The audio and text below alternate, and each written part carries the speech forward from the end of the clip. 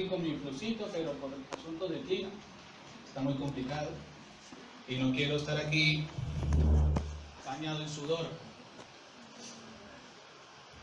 Bien, mis hermanos, buenos días. La paz, la gracia, el amor y la misericordia de Dios sea con su iglesia una vez más en esta mañana. Vamos a orar como solemos hacerlo, porque tenemos una conciencia de que separado de Dios nada podemos hacer. Y en la oración mostramos nuestra dependencia de Dios para todas las cosas. Entonces, oremos. Bendito Dios y Padre Celestial, amantísimo Señor nuestro, nos acercamos a ti gracias a la obra de Cristo en la cruz del Calvario. Gracias porque Jesús y su obra nos hace actos delante de tu presencia. Señor, el profeta Isaías, Señor, cuando contempló la gloria tuya, él dijo: ay de mí, que soy hombre muerto, porque soy hombre inmundo de labios, y mis ojos han visto la gloria de Dios. Pero tú, en tu infinita gracia, en tu condescendencia, enviaste a un querubín para limpiar el pecado de Isaías. Así has hecho con nosotros a través de Cristo y su sangre derramada en la cruz. Gracias, Señor, porque podemos, Señor, comunicarnos contigo, podemos orar, Señor, sin la necesidad ni el intermediario de un hombre, sino por Cristo, que es nuestro Cordero y a la vez nuestro sumo sacerdote, que intercede ante ti constantemente por nosotros. Pensando en eso, Señor, te suplicamos en Cristo Jesús que nos ayudes en este tiempo de exposición de tu palabra, que nos ayudes a estar atentos a la predicación de la misma, que sea tu palabra, Señor, ministrada con poder de tu Espíritu Santo a cada uno de nosotros. Padre, que luego de esta predicación nosotros podamos amar más las Escrituras, ya que hoy estamos recordando, Señor, el evento extraordinario, Señor, y glorioso que tú llevaste a cabo 5 siglos atrás, la Reforma Protestante. Señor, que esta exposición sirva para que nosotros entendamos qué es la Reforma y por qué nosotros nos llamamos Iglesia Reformada. Señor, que atesoremos más tu palabra en nuestros corazones, para la gloria tuya y para el enorme beneficio de nuestras almas. En Cristo Jesús oramos. Amén. Bien. A lo largo de la historia del cristianismo han sido muchas las personas que se han desviado de la fe bíblica, pero Dios siempre ha guiado a su iglesia al usar hombres que han preservado y proclamado las enseñanzas de la fe cristiana. Es de esta forma como la iglesia siempre ha regresado al fundamento bíblico. La Reforma Protestante fue un periodo en la historia durante el cual Dios levantó una serie de hombres apasionados por su palabra. Y cuando estos hombres vieron prácticas que no eran conforme a la Escritura y que habían permeado a la iglesia, alzaron la voz en contra de estas prácticas. Hace 499 años, exactamente el 31 de octubre del año de 1517, el monje alemán Martín Lutero, teólogo y profesor, anunció sus 95 tesis en la puerta de la iglesia del castillo de Wittenberg. Y estas tesis fueron una serie de denuncias en contra de los abusos de la venta de indulgencias. Ese documento que fue clavado en aquel castillo tenía el título Disputación o discusión acerca de la determinación del valor de las indulgencias. Y ese documento fue escrito en latín, puesto que el propósito de Lutero con estas tesis no era crear un debate general con todas las personas, sino más bien sostener una disputa académica con los eruditos, con los intelectuales, con los académicos de la época. Tiempo después, como vimos en la escuela bíblica dominical, las tesis de Lutero fueron traducidas al alemán, al idioma común. Y pronto se extendió ese documento por toda Alemania. Posteriormente se extendió por toda Europa y hoy en día están al alcance de todos en todo el mundo. Seguramente Lutero no sabía el impacto de lo que su protesta iba a generar. Lo que comenzó con una simple protesta en contra de la venta de indulgencias de parte de la Iglesia Católica Romana, culminó siendo un movimiento transformador de la Iglesia y de toda la sociedad.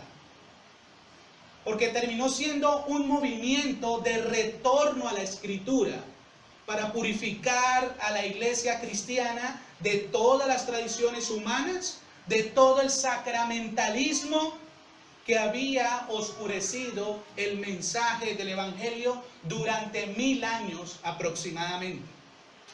A ese periodo de 1000 años se le llamó la Edad Media, también conocida como el oscurantismo. De hecho, la popular frase latina post tenebras lux, que significa después de las tinieblas la luz, hace referencia al periodo de la Reforma, porque después de 1000 años de tinieblas vino la luz, vino la Reforma. Y como les decía, hermanos, lo que comenzó con una simple protesta culminó siendo un movimiento transformador de la Iglesia y de la sociedad.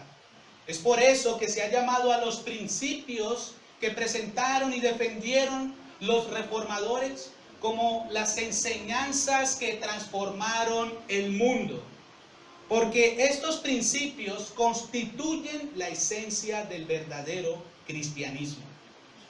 Estos principios fueron resumidos en 5 lemas, conocidos como las 5 solas de la Reforma: sola Escritura, sola gracia, sola fe, solo Cristo y solo sea a Dios la gloria. Y un predicador decía que si comparamos estos principios con un templo de la verdad, podríamos decir que sola Escritura es el fundamento que soporta toda la edificación. De ese fundamento se levantan 3 columnas que sostienen y definen el Evangelio: solo fe, solo gracia y solo Cristo. Y el techo de la edificación, el clímax donde apuntan todos estos principios, es solo a Dios sea la gloria. Y mis queridos hermanos, es nuestra intención con este sermón recordar, hacer memoria de lo que Dios llevó a cabo hace 5 siglos atrás. ¿A través de unos superhombres? No. ¿A través de hombres débiles, falibles, con pecados?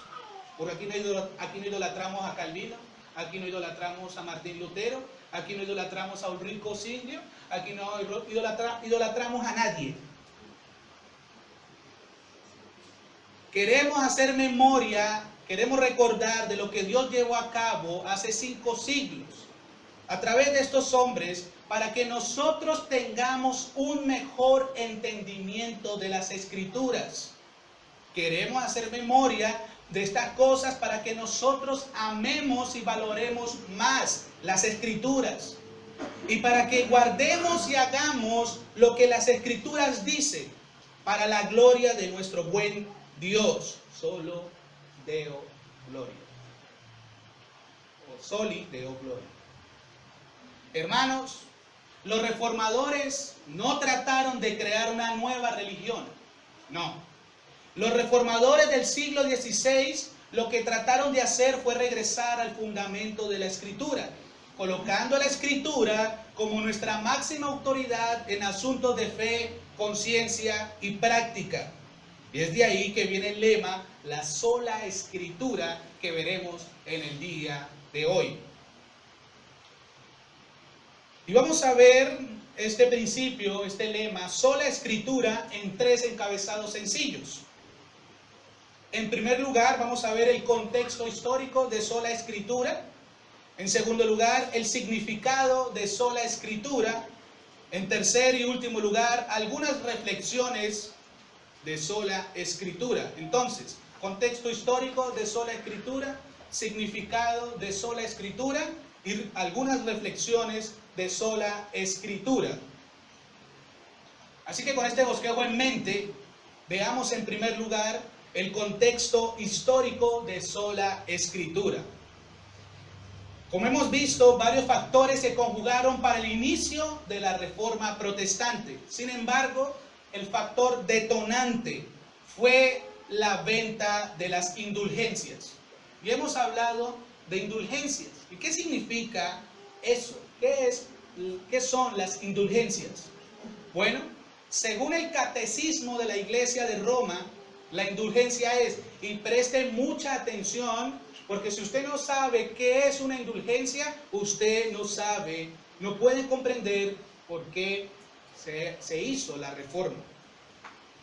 La indulgencia es, según el Catecismo de la Iglesia de Roma, la remisión y liberación ante Dios de la pena temporal por los pecados, que un creyente dispuesto y cumpliendo determinadas condiciones consigue por mediación de la Iglesia, la cual como administradora de la redención distribuye y aplica con autoridad el tesoro de las satisfacciones de Cristo y de los santos. Repito, ¿qué es una indulgencia? La indulgencia es la remisión y la liberación ante Dios de la pena temporal por los pecados, que un creyente dispuesto y cumpliendo determinadas condiciones consigue por mediación de la Iglesia. La Iglesia, la cual como administradora de la redención distribuye y aplica con autoridad el tesoro de las satisfacciones de Cristo y de los santos. La indulgencia, sigue diciendo el Catecismo de Roma, la indulgencia es parcial o plenaria, según libere de la pena temporal debida por los pecados en parte o totalmente. Todo creyente puede lucrar para sí mismo o aplicar para los difuntos a manera de sufragio las indulgencias, tanto parciales como plenarias. Y mis amados hermanos, esas eran las indulgencias que la Iglesia Católica Romana, liderizada por el Papa León X, vendía en aquel tiempo para recoger fondos para la construcción de la Basílica de San Pedro. Este Papa, León X, le pidió, como vimos también en la escuela bíblica dominical, le pidió a cierto monje dominico llamado Juan Texel, un hombre de buena oratoria, un hombre persuasivo, hábil de palabra, un gran vociferador. Le pidió el Papa a este monje que predicase ventas de indulgencias. Y un historiador relata que este Texel le decía a las personas lo siguiente: yo tengo del Papa esta gracia y esta potestad, que si alguien hubiese llegado a violar a la Santa Virgen María, Madre de Dios, puedo yo, Juan Texel, perdonarle con tal que deposite en el arca el dinero correspondiente. Oídme atentamente, decía Texel, si compras una indulgencia, no es menester, no es necesario, no es obligado que tengas arrepentimiento, dolor ni penitencia por los pecados que hayas cometido y por los pecados que cometerás en el futuro. La gracia de la indulgencia es la misma gracia de Dios para que te reconcilies con Él. Y en cuanto a las personas que tenían parientes difuntos, decía Texel, tan pronto como suena la moneda en el cofre, el alma de su pariente sale del purgatorio y va a Dios. Hermanos, Texel llegó a decir lo siguiente, que él, con la predicación de las indulgencias, había salvado más almas que el apóstol Pedro con la predicación del Evangelio. Y Justo González, en su libro Historia del Cristianismo, relata que Texel decía que la cruz que él cargaba en su mano cuando salía a predicar venta de indulgencia tenía tanto poder como la cruz de Cristo. Era interesante este señor. Y hermanos, fue por eso y contra eso que Lutero protestó y clavó sus 95 tesis, condenando el abuso y la abominable venta de indulgencia. Ahora bien, en el contexto de esta controversia con respecto al tema de la venta de indulgencias, había algo mucho más profundo y mucho más elemental. ¿Cuál es la base de autoridad sobre la cual nosotros podemos diferenciar con toda certeza la verdad del error en asuntos de doctrina? ¿Cómo podemos decidir quién tiene la razón y quién no? La Iglesia Católica Romana descansaba en la Biblia más la tradición, descansaba en la Biblia más los concilios, descansaba en la Biblia más la autoridad del Papa y el magisterio. El Concilio Ecuménico de Trento del año 1546 de la Iglesia Católica afirmó que la tradición oral tenía tanto peso como las Sagradas Escrituras. La Enciclopedia Católica afirma que las Sagradas Escrituras, por tanto, no son la única fuente de revelación que Dios haya dado a la Iglesia. A la par con las Escrituras está la tradición. A la par con la revelación escrita, la Biblia, está la revelación oral, el magisterio de la Iglesia. Dado esto, sigue diciendo la Enciclopedia Católica, es imposible estar satisfecho con la Biblia solamente para la solución de todas las interrogantes relativas a los dogmas. En este punto, la Iglesia de Roma no ha variado su posición todavía. El punto 95 del Catecismo Católico de hoy afirma: la tradición, la escritura y el magisterio de la Iglesia, según el plan prudente de Dios, están unidos y ligados, de modo que ninguno puede subsistir sin los otros. Los tres, la tradición, la escritura y el magisterio de la Iglesia, cada uno según su carácter y bajo la acción del único Espíritu Santo, contribuyen eficazmente a la salvación de las almas. La Iglesia romana pone al mismo nivel a la Iglesia y a las Escrituras. Según la Iglesia de Roma, la Biblia no es independiente. Depende del hombre y de la Iglesia en asuntos de autoridad y fe. Y hermanos, esto era inaceptable para los reformadores, pues nunca iban a admitir que la enseñanza de la Iglesia tradicional tuviese el mismo peso y el mismo valor de las Escrituras. Lutero, como los demás reformadores, descansaba únicamente en la Biblia como base de autoridad para resolver toda discusión. De ahí el lema, sola Escritura. No es la Escritura más la tradición, no es la Escritura más los concilios, no es la Escritura más el Papa o el magisterio. Solo la Escritura, solo la Biblia, solo la palabra de Dios. El miércoles 17, miércoles 17 de abril del año 1521, Martín Lutero fue llevado a comparecer ante la dieta de Worms. Y cuando hablamos dieta, no piensen en comida, dieta de alimentos, sino una asamblea. Una asamblea imperial compuesta por las autoridades de los príncipes del Sacro Imperio Romano Germánico. Ante su primera comparecencia, esa noche, a Lutero se le pidió que se retractara de sus escritos y de 41 de sus 95 tesis. Bajo esa presión, Lutero solicitó 24 horas más para pensar y meditar. Al día siguiente, el día jueves 18 de abril de 1521, Lutero compareció ante el tribunal, pero ahora había una asistencia mucho mayor. Y se le preguntó: ¿repudia usted o no sus libros y las cosas escritas en ellos?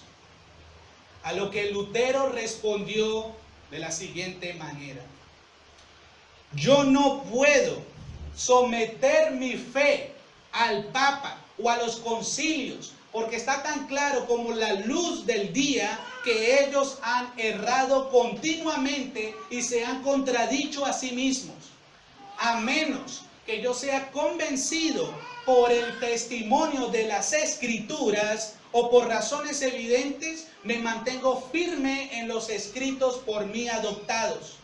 Mi conciencia está atada, es prisionera de la palabra de Dios y no puedo ni quiero revocar, retractarme de ningún escrito, viendo que no es seguro ni justo actuar contra la conciencia. Que Dios me ayude. Amén. Hermanos, esa fue la manera como Lutero afirmó el principio de sola escritura. Lutero estaba diciendo que con este principio que la palabra de Dios está por encima de toda autoridad humana. Eso es lo que significa el lema sola escritura. Hermano y hermana, este principio de sola escritura, por supuesto, no quiere decir que nosotros debemos desechar a todos los hombres que Dios ha dotado con dones de enseñanza y predicación, que debemos desechar a los maestros, teólogos y eruditos de las Escrituras, que Dios ha dado a través de los siglos para beneficiar a la Iglesia de Cristo. No. Los mismos reformadores citaban a menudo a los padres de la Iglesia y los citaban de memoria, en especial a Agustín de Hipona. Lutero fue altamente influenciado por los padres de la Iglesia y por algunos pre-reformadores, especialmente John Wycliffe. Y por ahí más adelante estaba William Tyndale. Pero mis hermanos, no importa cuán dotados, no importa cuán entendidos lleguen a ser un grupo de hombres en su conocimiento de la Biblia, ninguna opinión humana puede tener más autoridad que la revelación de Dios en su palabra. De manera que si tenemos una elección de obedecer la Biblia o cualquier otra autoridad humana, la palabra de Dios siempre tiene la última palabra. Ahora bien, para poder comprender mejor lo que implica adherirse a este principio, vamos a ver su significado. Hermanos, si nosotros como iglesia nos identificamos como iglesia reformada, entonces todos nosotros, todos los miembros de esta iglesia debemos adherirnos a este principio y con las presuposiciones que este principio tiene. Y eso me lleva a mi segundo encabezado. Ya vimos el contexto histórico de sola escritura, veamos en segundo lugar el significado de sola escritura. Como ya lo he mencionado, sola escritura significa que la palabra de Dios es la máxima autoridad en materia de fe y práctica.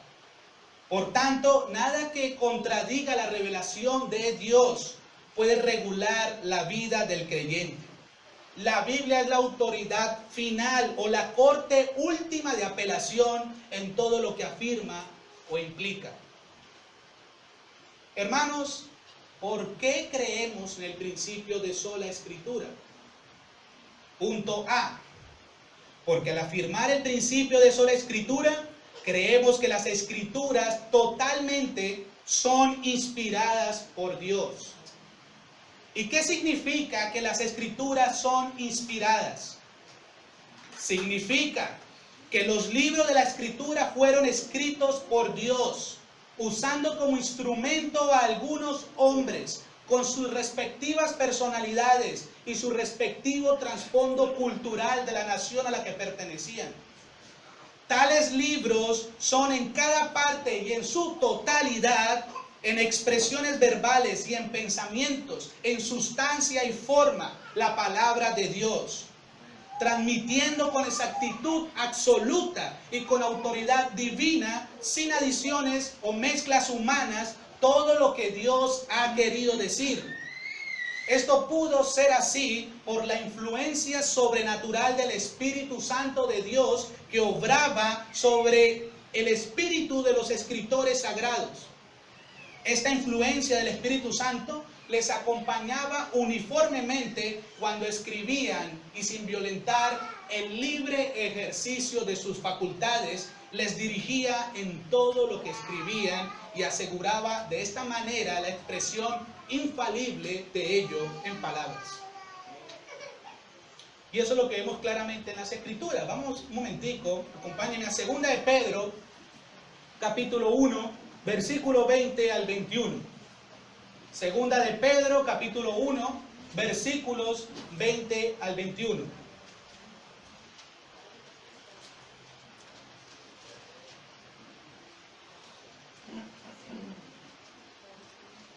Dice la palabra de Dios: entendiendo primero esto, que ninguna profecía de la Escritura es de interpretación privada, porque nunca la profecía fue traída por voluntad humana, sino que los santos hombres de Dios hablaron siendo inspirados por el Espíritu Santo. El apóstol Pablo dice en 2 Timoteo capítulo 3, versículos 16 al 17, escuchen bien, toda la Escritura es inspirada por Dios y útil para enseñar, para redarguir, para corregir, para instruir en justicia, a fin de que el hombre de Dios sea perfecto, enteramente preparado para toda buena obra. Hermanos, esto nos indica que los profetas y los apóstoles hablaron y escribieron de parte de Dios. Sus palabras eran de origen divino.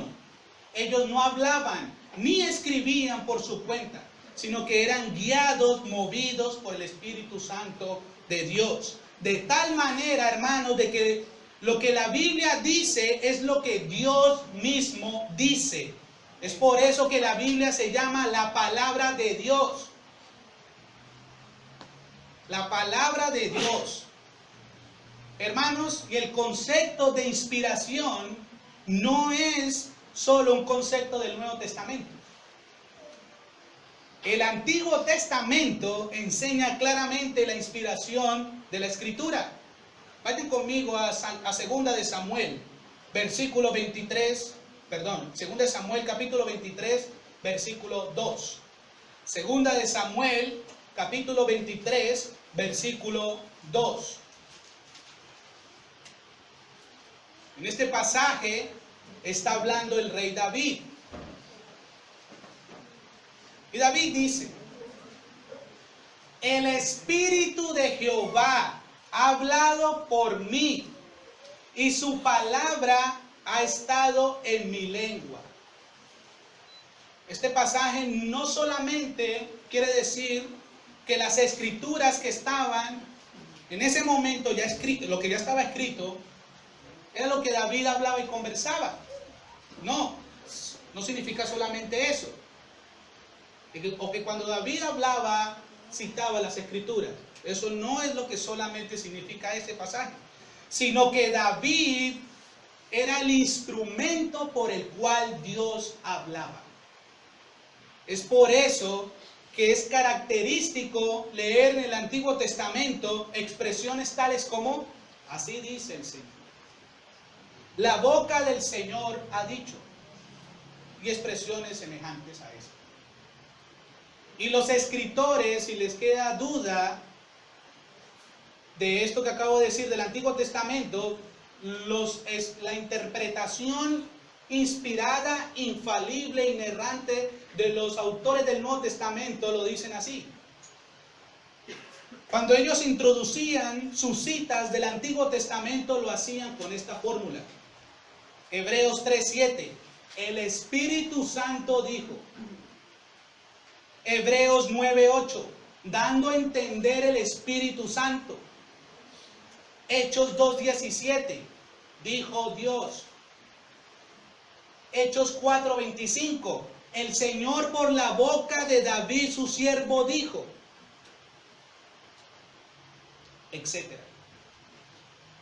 Hermanos, toda la Biblia es la palabra de Dios, no solo algunas partes como algunos quieren presentarlo por ahí. Toda la escritura es la palabra de Dios. Cada palabra que está en cada página de la Biblia es completamente inspirada por Dios. Así que mi querido hermano y hermana, si tú quieres escuchar la voz de Dios, eso que llaman la voz audible, si tú la quieres escuchar, lo único que tienes que hacer es leer tu Biblia en voz alta. Lea tu Biblia en voz alta y estás escuchando la voz de Dios. Porque la Biblia es la palabra de Dios escrita. Punto B. ¿Por qué creemos en el principio de sola escritura? Porque al afirmar el principio de sola escritura, creemos que la escritura es inerrante e infalible. Hermanos, los reformadores también querían decir con este principio es que los manuscritos de la Biblia no tienen error, que no se equivocan. Esto es debido al carácter perfecto de Dios. Es cierto que nosotros hoy en día no tenemos los manuscritos originales, el documento original del autor original, es decir, lo que se conoce como el autógrafo. Eso no lo tenemos en el día de hoy. Sin embargo, Dios ha prometido preservar su palabra. Dice el Salmo 33:11.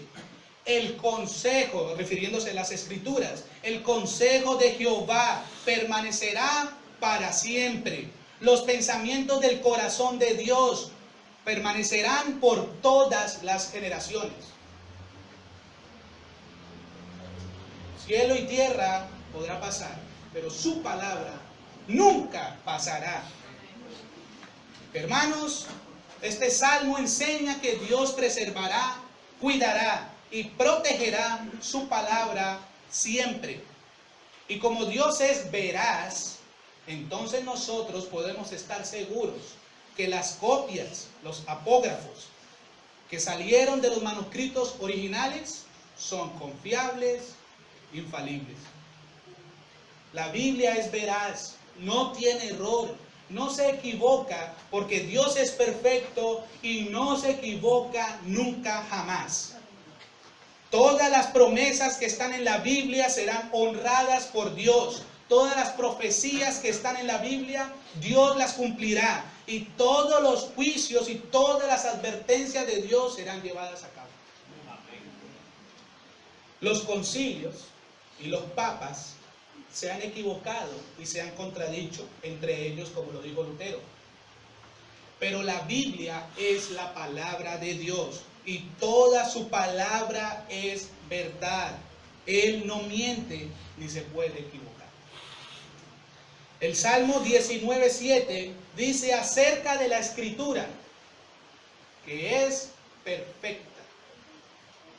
Hermanos, podemos confiar absolutamente en lo que la Biblia dice porque es Dios mismo quien lo dice. Punto C.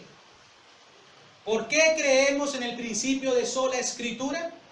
Porque al afirmar el principio de sola escritura, creemos que únicamente la Biblia es la autoridad suprema sobre la conciencia de los hombres. Solo la Biblia es la autoridad suprema. Hermanos, como se dan cuenta, cada punto se deriva del otro. Si solo la Biblia es inspirada por Dios, si solo la Biblia no tiene error y solo la Biblia es infalible, entonces no puede existir ninguna otra institución, ni ningún hombre en la tierra que tenga más autoridad que la Biblia. Es por eso que Lutero decía que colocar tu opinión humana a la par de la Biblia o por encima de la Biblia, lo que en realidad estás haciendo es levantarte por encima de Dios mismo. ¡Qué osadía! Hermanos, las opiniones de los hombres, las decisiones de los concilios, los credos, las confesiones de fe, no nos obligan a obedecer de manera universal si éstas no están de acuerdo con la palabra de Dios. Solo la Escritura ata la conciencia del hombre. Solo la palabra de Dios tiene la autoridad para obligar a la conciencia en asuntos de fe y vida práctica. La Iglesia Católica Romana había introducido una serie de tradiciones religiosas no avaladas por la palabra de Dios. Y los feligreses tenían que cumplir esas tradiciones religiosas no avaladas por la palabra de Dios. Y Lutero dijo que solo la Biblia tiene la autoridad para mover a la conciencia a la obediencia. Pero hay algo más que yo quisiera resaltar en este sermón. Y presten mucha atención. Hermanos, no piensen ni por un segundo que esto es un problema exclusivo de la Iglesia Católica Romana. No piensen eso ni siquiera por un segundo. Aunque las iglesias evangélicas dicen no creer en un papa infalible, lo cierto es que en muchos casos sus tradiciones están por encima de la palabra de Dios. Y algunos pastores son cuasi papas, en un sentido funcional. Actúan de cara a la iglesia como si sus opiniones personales tuvieran la misma autoridad que la Biblia. Incluso algunos pastores pretenden tener una autoridad mayor que la Biblia. Y aunque es cierto, la Biblia claramente enseña que los pastores tienen autoridad porque Dios mismo les ha dado esa autoridad. Recuerden, hermanos, que esa autoridad es una autoridad delegada. Es una autoridad que está por debajo de la autoridad de la Biblia. Lo que eso significa, hermanos, lo que esto significa en la práctica es que si el pastor de la iglesia o cualquiera de nosotros que se pare aquí a predicar algo que esté en contra de lo que la Biblia dice, o se pare aquí a predicar algo que no se encuentra en las Escrituras y pretenda amarrar nuestras conciencias a sus opiniones personales, es responsabilidad de todos ustedes como miembros de esta iglesia no permitirlo. ¿Entendieron eso?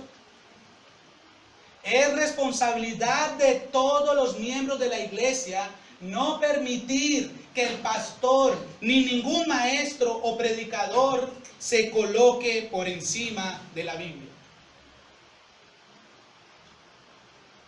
Si quieren un sustento bíblico de esto, vayan conmigo a Gálatas capítulo 1, versículos 6 al 9. Gálatas capítulo 1, versículo 6 al 9.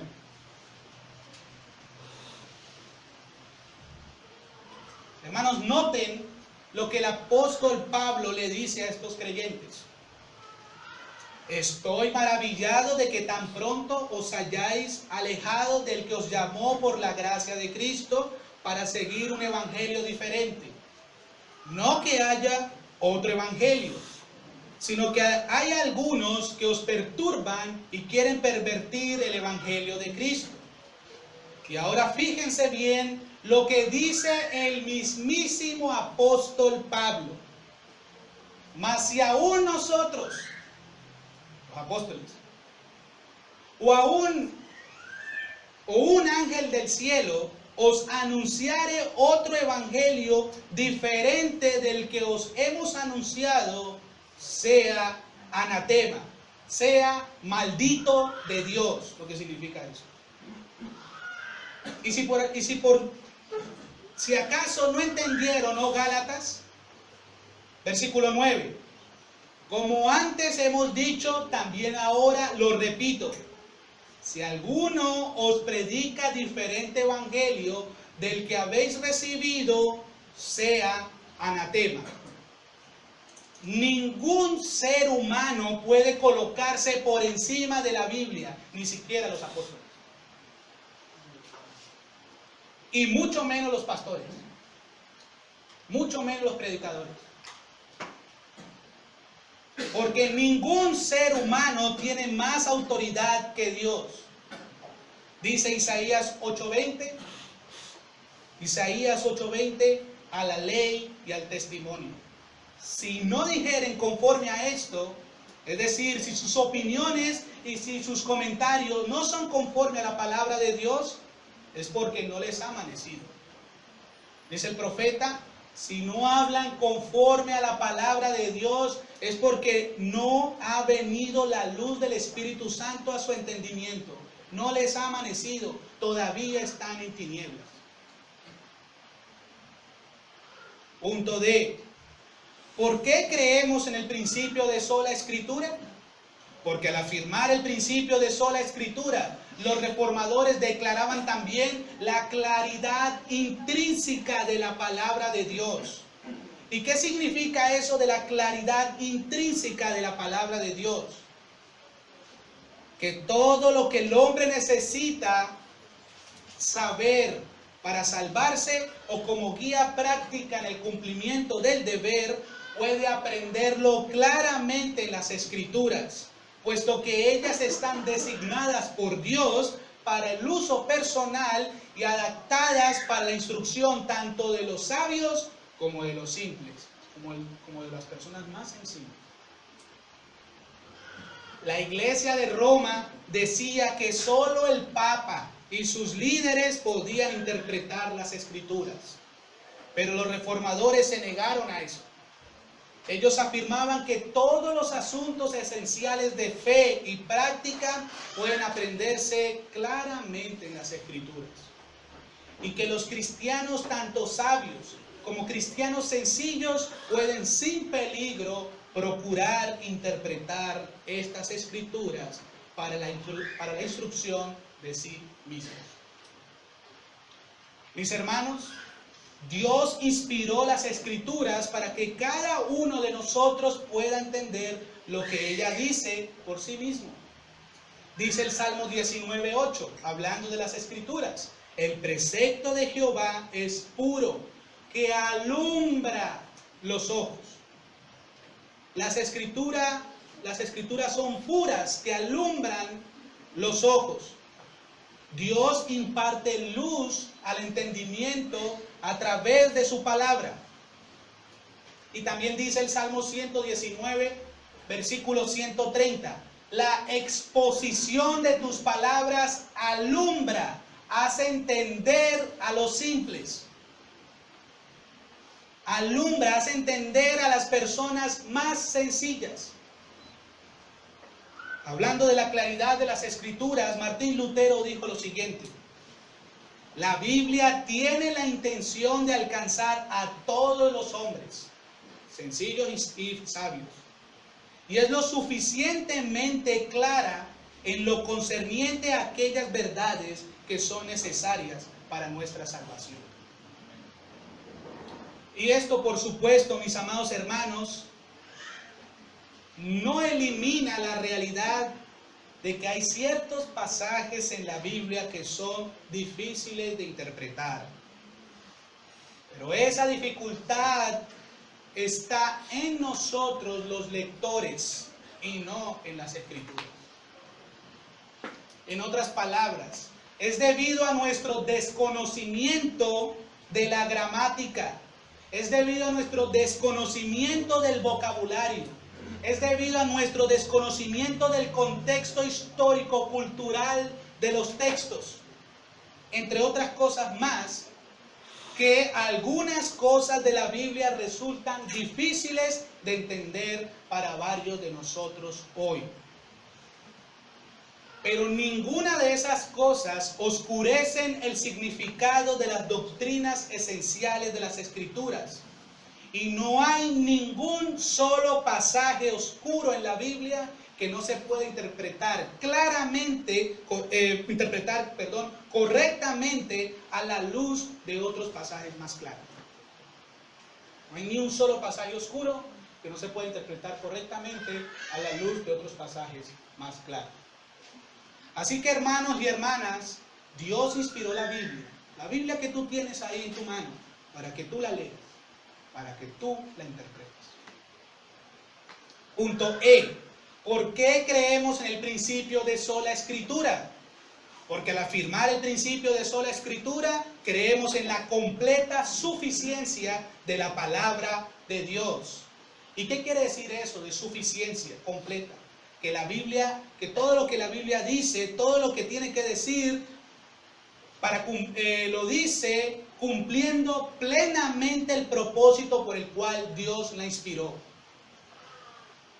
La Confesión de Fe de Westminster de 1647 y la Confesión de Fe del Hombre de 1689 dicen en cuanto a las Escrituras, en el párrafo 6, lo siguiente: todo el consejo de Dios tocante a todas las cosas necesarias para su propia gloria, la salvación del hombre, la fe y la vida, está expresamente expuesto o necesariamente contenido en las Sagradas Escrituras, a las cuales nada en ningún momento ha de añadirse, ni por nueva revelación del Espíritu, ni por las tradiciones de los hombres. Hermanos, la Biblia es suficiente. La Biblia es suficiente para conocer salvíficamente a Dios en Cristo. La Biblia es suficiente para crecer en santidad. La Biblia es suficiente para darnos consuelo en la aflicción. La Biblia es suficiente para guiar a la iglesia. La Biblia es suficiente.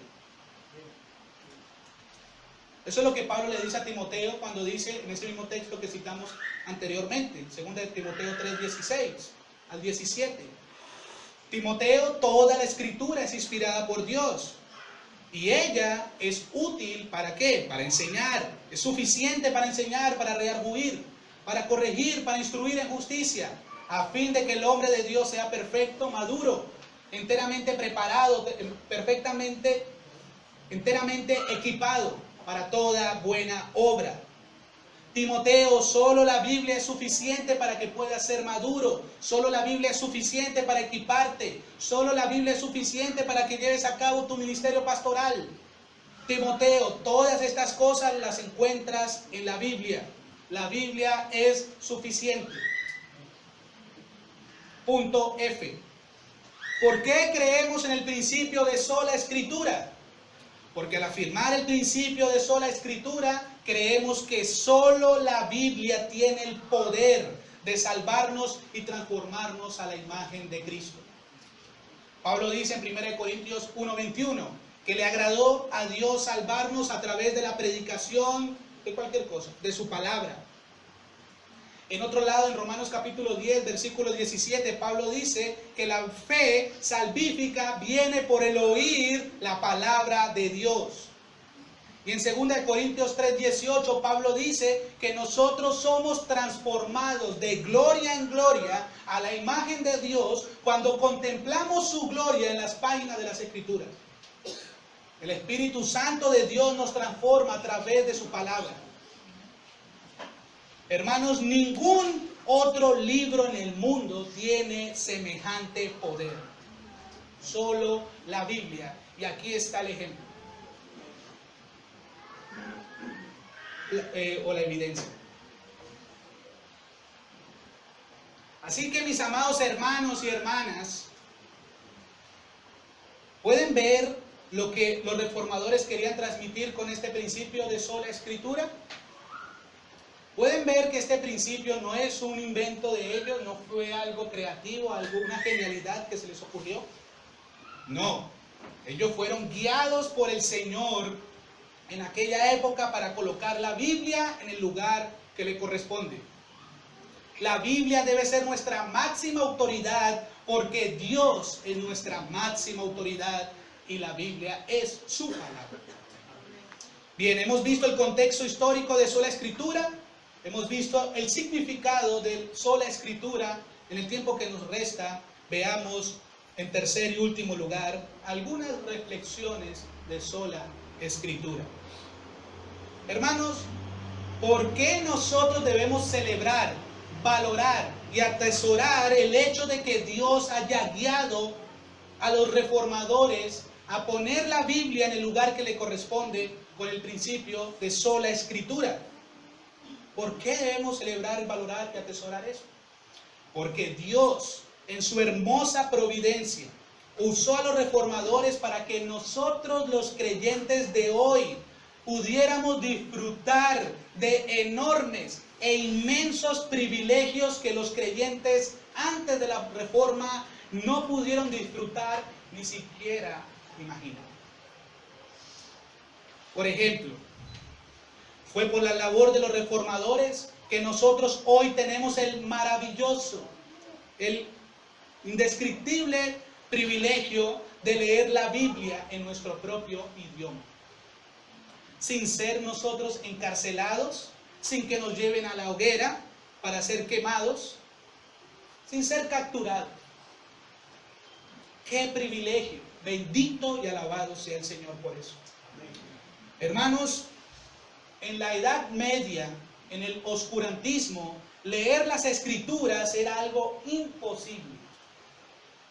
Muchos creyentes fueron perseguidos y llevados a la muerte por haber traducido la Biblia al idioma común de la época, o de haber tenido en sus manos algunas traducciones de la Biblia. Fueron asesinados por eso. Tenemos a William Tyndale, que fue un hombre que vivió en el siglo XVI, y su traducción de la Biblia al inglés fue la traducción más clara en ese idioma. Las personas en Inglaterra tuvieron el privilegio de leer la Biblia de Tyndale, y los que la entendieron llegaron a ser seguidores de Jesucristo. Tyndale finalmente muere en la hoguera, pero su traducción prevaleció, y el resultado de eso fue que la fe protestante se hizo fuerte y poderosa en Inglaterra. Ahora algo más hacia nosotros. Tenemos a Casiodoro de Reina, el traductor de la Biblia en español, la Biblia que hoy se conoce como Reina Valera. Este señor Casiodoro de Reina se pasó 12 años huyendo por toda Europa con los manuscritos del Antiguo y del Nuevo Testamento, para que las personas de habla hispana como nosotros tuvieran el privilegio de leer la Biblia en su propio idioma. Y luego Cipriano de Valera invirtió 20 años de su vida revisando lo que Casiodoro de Reina había hecho.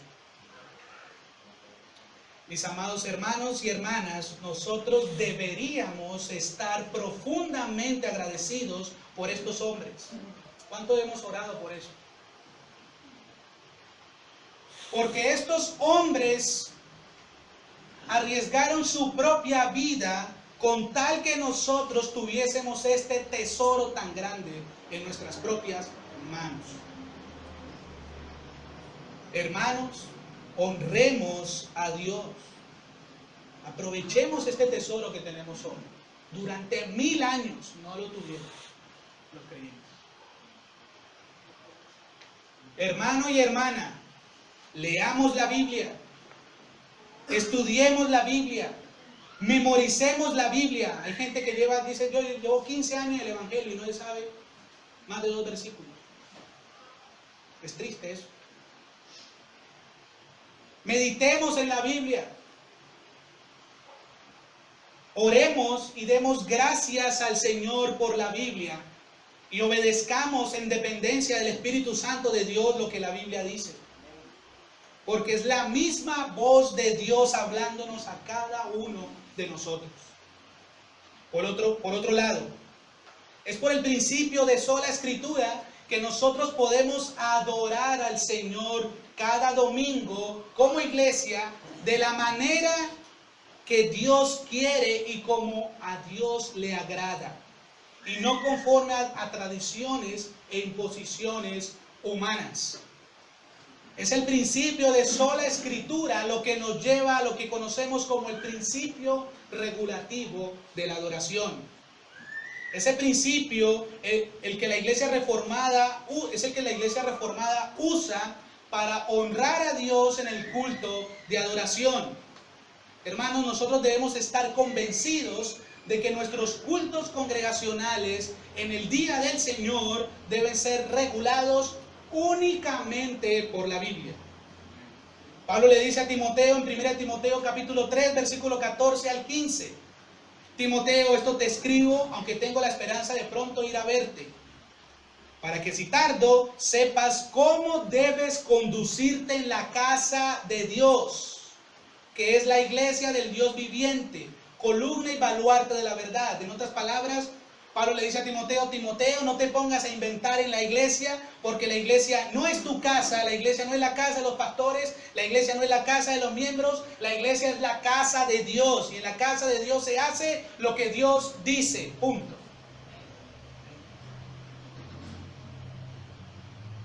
¿Por qué nosotros nos congregamos cada domingo? ¿Por qué nosotros celebramos la cena del Señor?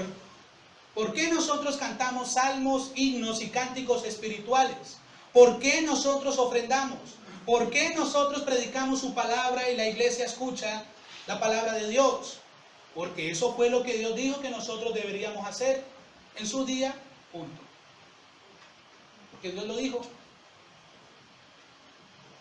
Por otra parte, y está íntimamente relacionado con lo anterior, es por el principio de sola escritura presentado por los reformadores que nosotros disfrutamos del beneficio de la predicación de la palabra en los cultos de adoración. ¿Sabían ustedes eso? Mire, hermanos, es tan normal y tan natural para nosotros que todos los domingos alguien venga aquí, se pare en este púlpito, abra la Biblia y explique un pasaje de las Escrituras en nuestro idioma español sin subtítulos. Es tan normal y tan natural eso para nosotros. Hermanos, cada vez que esto sucede, deberíamos darle gracias a Dios por los hombres que dieron su vida hasta la muerte a través de los siglos por mantener en alto el principio de sola escritura, porque eso no ocurría antes en los años de la Reforma. Durante la Edad Media, 2000 años que hemos dicho, esa es la Edad Media, la predicación de la palabra no ocupaba un lugar central en los cultos de adoración. Lo que ocupaba el lugar central era la misa, era la celebración de la Eucaristía, era el sacramentalismo lo que ocupaba el lugar central en la iglesia de Roma. Y lo sigue ocupando hoy. Y hermanos, es por eso que el altar de la misa para celebrar la Eucaristía se encuentra en el medio de la parroquia. El púlpito se encuentra a un lado. No sé, los que han sido católicos saben esto. ¿Y qué comunica eso? El altar en el medio y el púlpito a un lado. Eso comunica que la predicación de la palabra no era el centro de sus reuniones. De hecho, la predicación no era un medio para edificar a nadie, porque la predicación eran pequeños, breves discursos en latín que casi nadie entendía.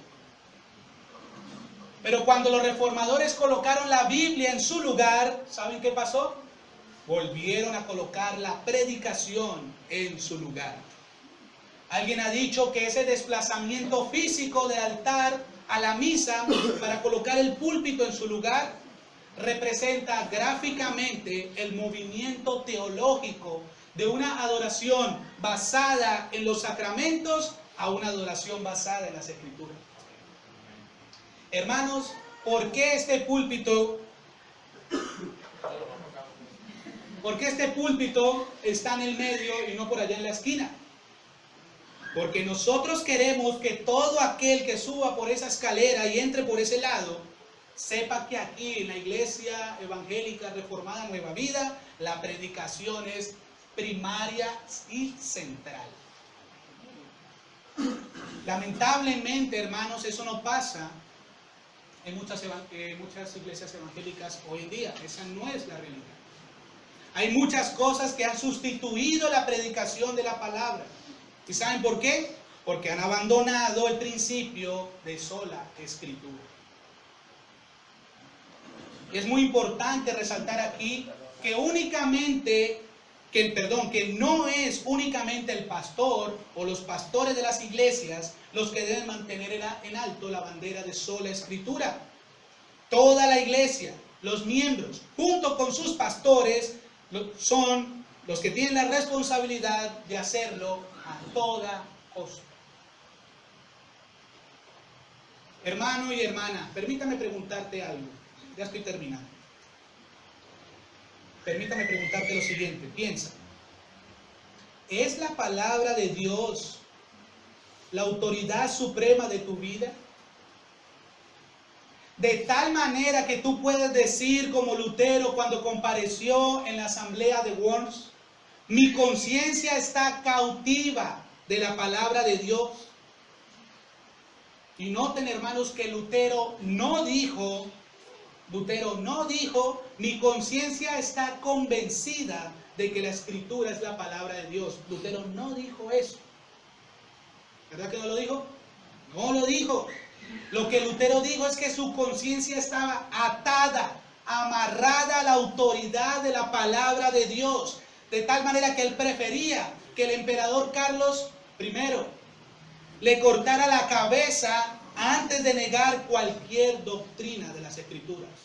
Lutero estaba desafiando a los dos hombres más poderosos de la tierra en ese momento, al emperador y al papa. Y Lutero lo hizo a toda costa. ¿Está tu conciencia atada de la misma manera que la de Lutero? En el himno Castillo Fuerte que cantamos en el día de hoy, dice algo así: nos pueden despojar de bienes, nombre y hogar, el cuerpo destruir, mas siempre ha de existir el de Dios, el reino eterno. Esta palabra del Señor que el mundo no apetece, por el Espíritu del Señor muy firme permanece. ¿Saben por qué? Porque es la palabra de Dios.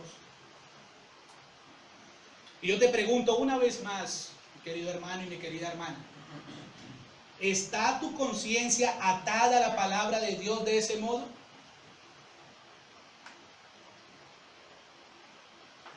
Por encima de cualquier autoridad humana, por encima incluso de tus propias opiniones, por encima de las inclinaciones de tu corazón. Hermano y hermana, es más evidente la autoridad de las Escrituras en tu relación con tu esposa, con tu esposo, en la relación con tus hijos, con tus amigos, como miembro de una iglesia. Es evidente la autoridad de las Escrituras en el uso de tus recursos, en el uso de tu tiempo, en el uso de tus dones. Es evidente que Dios te gobierna por su palabra.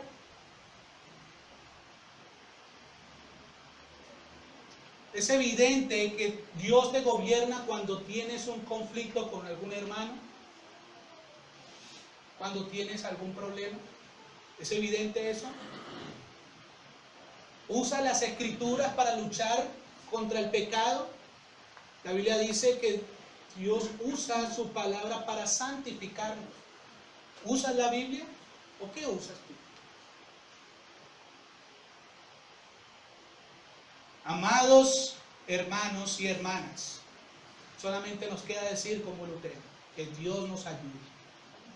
Que Dios nos ayude a cada uno de nosotros a atar nuestra conciencia a la palabra de Dios, de tal manera que ante toda opinión humana que contradiga este libro, que nosotros podamos decir, como el apóstol Pablo en Romanos 3:4, sea Dios veraz y todo hombre mentiroso. Vamos a orar.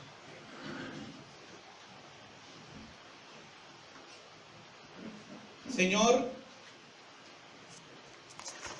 qué maravilloso eres, Señor, cómo tú has obrado a través de la historia.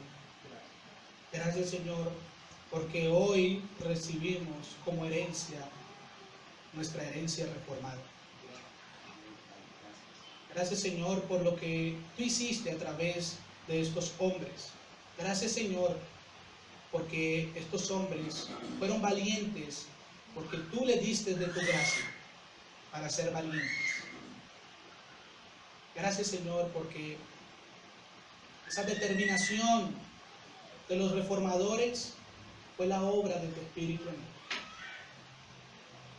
Ayúdanos, Señor, a ser iguales que ellos, a ser fieles a ti. Señor, ata nuestras conciencias a tu palabra. Que podamos valorar, Señor, la Biblia que tenemos hoy en día en nuestras manos. Pedimos perdón, Señor, porque ni siquiera meditamos en estas cosas. Y a veces despreciamos tu palabra. La Biblia está en un lugar que no es el que le corresponde. Muchas veces, Señor, los creyentes pasan el día sin leer las Escrituras, ni meditar, ni pensar en ellas. Para muchos, la Biblia no es más dulce que la miel, y no es lumbrera su camino. Perdónanos, Señor, por eso. Ten misericordia. Señor, ayúdanos a amar tu palabra. Gracias porque hemos comprendido un poco más qué significa ser reformados. Gracias, Señor, porque también hemos aprendido qué es sola Escritura. En Cristo Jesús, bendice nuestras vidas.